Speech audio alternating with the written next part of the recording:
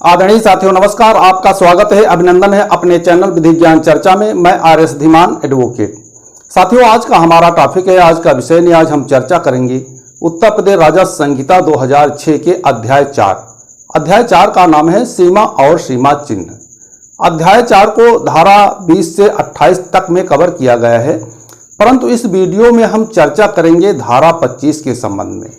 धारा 25 मार्गाधिकार और अन्य सुखाचार के संबंध में है, जिसमें हम धारा 25 की व्याप्ति के संबंध में चर्चा करेंगे और तहसीलदार के आदेश के विरुद्ध कार्रवाई के संबंध में चर्चा करेंगे और तहसीलदार के आदेश की उपेक्षा प्रशस्ति के संबंध में चर्चा करेंगे और संगत नियम को भी समझेंगे।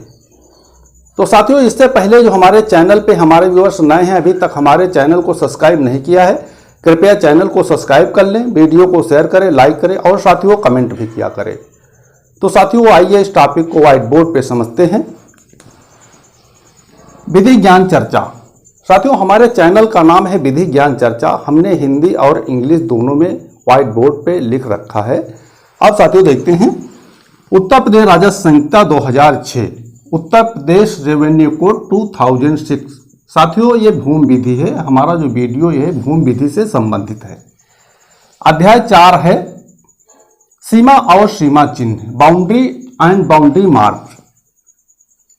अध्याय 4 के अंतर्गत धारा 25 है, जिसमें प्रावधान है मार्गाधिकार और अन्य सुखाचार के संबंध में, यानी rights of way and other ईचमेंट।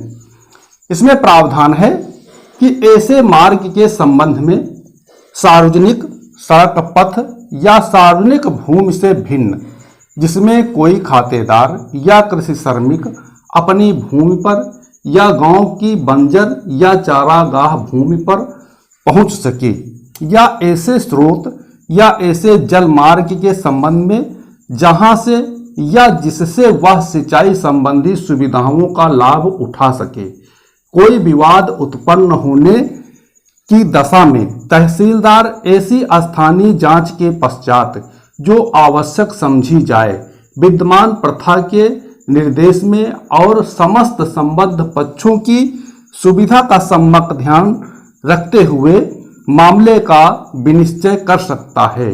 वह ऐसे अवरोधों को हटाने का निर्देश दे सकता है और उक्त प्रयोजन के लिए ऐसे बल का प्रयोग कर या करवा सकता है जैसा आवश्यक हो, और संबंधित व्यक्ति से विहित रूप से ऐसे अवरोधों को हटाने की लागत की वसूली कर सकता है। साथियों धारा 25 में मार्गाधिकार और अन्य सुखाचार के संबंध में इसमें प्रावधान है कि ऐसे मार्ग के संबंध में सार्वजनिक सड़क पथ या सार्वजनिक भूमि से भिन्न जिसमें कोई खातेदार या कृषि श्रमिक अपनी भूमि पर या गांव की बंजर या चारागाह भूमि पर पहुंच सके, या ऐसे स्रोत या ऐसे जल मार्ग के संबंध में जहां से या जिससे वह सिंचाई संबंधी सुविधाओं का लाभ उठा सके। कोई विवाद उत्पन्न होने की दशा में, यदि कोई विवाद उत्पन्न होता है तो उस दशा में तहसीलदार ऐसी स्थानीय जांच के पश्चात, यानी जो तहसीलदार है वो स्थलीय जांच करने के पश्चात जो आवश्यक समझी जाए विद्यमान प्रथा के निर्देश में और संबद्ध पक्षों की सुविधा का सम्यक ध्यान रखते हुए, यानी जितने भी संबद्ध पक्ष हैं, प्रभावित पक्ष हैं, सभी की सुविधा का पूरी तरह से ध्यान रखते हुए मामले का विनिश्चय कर सकता है, यानी कि मामले का निस्तारण कर सकता है।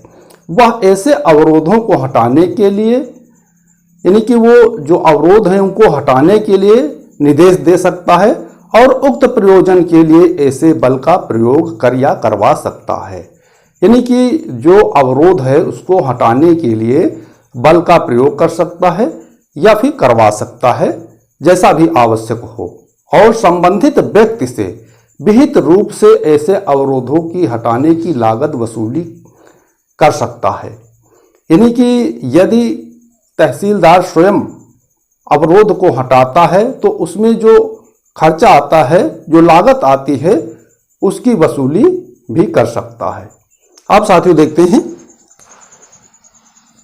धारा 25 की व्याप्ति। खातेदारों के आवागमन और उन्हें उपलब्ध सिंचाई की सुविधा की पृष्ठभूमि में यह धारा बहुत महत्वपूर्ण है। इस धारा के अंतर्गत दो प्रकार के विवादों के निस्तारण हेतु आवश्यक प्रावधान शामिल हैं। कहने का मतलब है कि जो धारा 25 की व्याप्ति है उसमें है कि खातेदारों के आवागमन तथा उन्हें उपलब्ध सिंचाई की सुविधा की पृष्ठभूमि में यह धारा अत्यंत महत्वपूर्ण है। इस धारा के अंतर्गत दो प्रकार के विवादों के निराकरण हेतु आवश्यक प्रावधान शामिल किए गए हैं। वो पहला प्रावधान है खातेदारों एवं श्रमिकों के आवागमन में उत्पन्न अवरोध संबंधी विवाद। जो पहला है वो है खातेदारों तथा कृषि श्रमिकों के आवागमन में उत्पन्न अवरोध संबंधी विवाद के संबंध में है। तो साथियों, सार्वजनिक सड़क, पथ या सार्वजनिक भूमि से भिन्न किसी ऐसे मार्ग के संबंध में जिसमें कोई खातेदार या कृषि श्रमिक अपनी भूमि पर या गांव की बंजर भूमि पर या चारागाह पर पहुंच सके, उसको पहुंचने में यदि कोई विवाद उत्पन्न होता है तो तहसीलदार स्थानीय स्तर पर आवश्यक जांच करेगा। यानी कि जो तहसीलदार है वो मौके की जांच करेगा, स्थलीय जांच करेगा और जांच में जो आवश्यक समझे ऐसे अवरोधों को हटा सकेगा और उसका व्यय संबंधित व्यक्ति से वसूल करेगा। इस धारा के अंतर्गत अंतिम आदेश पारित करने के पूर्व तहसीलदार विद्यमान प्रथा की जानकारी प्राप्त करेगा तथा संबंधित पक्षों की सुविधा को ध्यान में रखते हुए मामले का निस्तारण करेगा। तो अब साथियों देखते हैं नंबर दो है सिंचाई सुविधा में उत्पन्न अवरोधों संबंधी विवाद।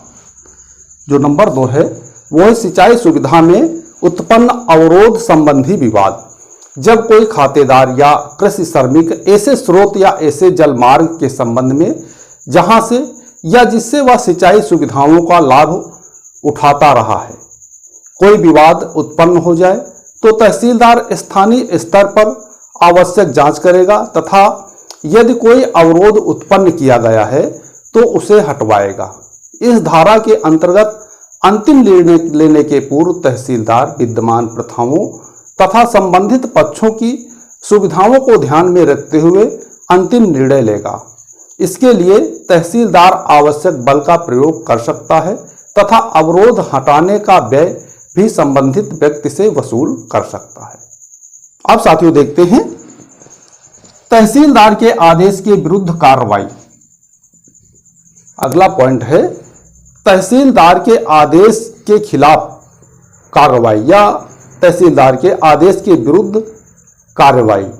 तो इसमें प्रावधान है कि धारा 25 के अंतर्गत पारित आदेश के खिलाफ उप जिला अधिकारी के समक्ष धारा 27 के अधीन निगरानी दाखिल की जा सकती है। उप जिला अधिकारी के आदेश से क्षुब्ध व्यक्ति धारा 210 के अधीन राजस्व परिषद या कमिश्नर के समक्ष निगरानी प्रस्तुत कर सकता है। ऐसा आदेश किसी व्यक्ति को सिविल न्यायालय में वाद दायर करने से नहीं रोकता है। वह तहसीलदार से शिकायत करने के बजाय सीधे दीवानी न्यायालय में वाद योजित करने के लिए स्वतंत्र है। तो साथियों, तहसीलदार के आदेश के खिलाफ कार्रवाई के संबंध में इसमें प्रावधान है कि धारा 25 के अंतर्गत पारित आदेश के खिलाफ उप जिला अधिकारी के समक्ष धारा 27 के अधीन निगरानी दाखिल की जा सकती है। यानी जो तहसीलदार द्वारा आदेश पारित किया गया है उसके खिलाफ धारा 27 के अधीन उप जिला अधिकारी के समक्ष निगरानी प्रस्तुत की जा सकती है। उप जिला अधिकारी के आदेश से क्षुब्ध व्यक्ति, यदि कोई उप जिला अधिकारी द्वारा आदेश पारित किया गया है और उस आदेश से कोई व्यक्ति क्षुब्ध है तो धारा 210 के अधीन राजस्व परिषद या कमिश्नर यानी कि आयुक्त के समक्ष निगरानी प्रस्तुत कर सकता है।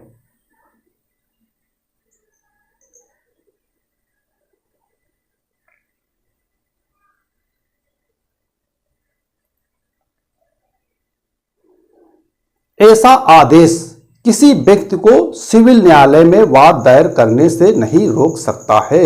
यानी कि जो राजस्व परिषद या कमिश्नरी द्वारा आदेश पारित किया गया है, ऐसा आदेश किसी व्यक्ति को सिविल न्यायालय में वाद दायर करने से नहीं रोकता है। और साथियों, वह तहसीलदार से शिकायत करने की बजाय, कोई भी व्यक्ति तहसीलदार से शिकायत करने के बजाय सीधे दीवानी न्यायालय में वाद योजित करने हेतु स्वतंत्र है। यदि कोई व्यक्ति पीड़ित है तो वह तहसीलदार से शिकायत न करने के बजाय सीधे दीवानी न्यायालय में भी वाद योजित करने के लिए स्वतंत्र है। उसके बाद साथियों देखते हैं तहसीलदार के आदेश की उपेक्षा पर शास्ति। अगला पॉइंट है तहसीलदार के आदेश की उपेक्षा पर शास्ति। तो इसमें साथियों प्रावधान है कि उत्तर प्रदेश राजस्व संहिता 2006 की धारा 227 की उपधारा 1 खंड ग में स्पष्ट किया गया है कि यदि कोई व्यक्ति तहसीलदार द्वारा धारा 25 व 26 के अधीन दिए गए किसी आदेश या निर्देश का पालन करने में विफल रहता है तो उसे न्यूनतम 500 रुपये, अधिकतम 5000 रुपये तक का जुर्माना देना पड़ सकता है। जो अगला पॉइंट है तहसीलदार के आदेश की उपेक्षा पर शास्ति के संबंध में है। तो इसमें प्रावधान है कि राजस्व संहिता यानी उत्तर प्रदेश राजस्व संहिता 2006 की धारा 227 की उपधारा 1 खंड ग में स्पष्ट किया गया है कि यदि कोई व्यक्ति तहसीलदार द्वारा धारा 25 या 26 के अधीन दिए गए किसी आदेश या निर्देश का पालन नहीं करता है या पालन करने में विफल रहता है तो उसे न्यूनतम 500 रुपये तथा अधिकतम 5000 रुपये तक का जुर्माना देना पड़ सकता है। तो साथियों इसका एक संगत नियम भी है। तो इसमें उत्तर प्रदेश राजस्व संहिता नियमावली 2016 के नियम 23 अवरोध हटाने के लिए खर्चे की वसूली धारा 25 व 26। तो इसमें प्रावधान है कि संहिता की धारा 25 अथवा 26 के अंतर्गत अवरोधों को हटाने के खर्च की वसूली भू राजस्व के बकाये की भांति की जा सकती है। जिसका संगत नियम है उत्तर प्रदेश राजस्व संहिता नियमावली 2016 के नियम 23 अवरोध हटाने के लिए खर्च की वसूली धारा 25 और 26।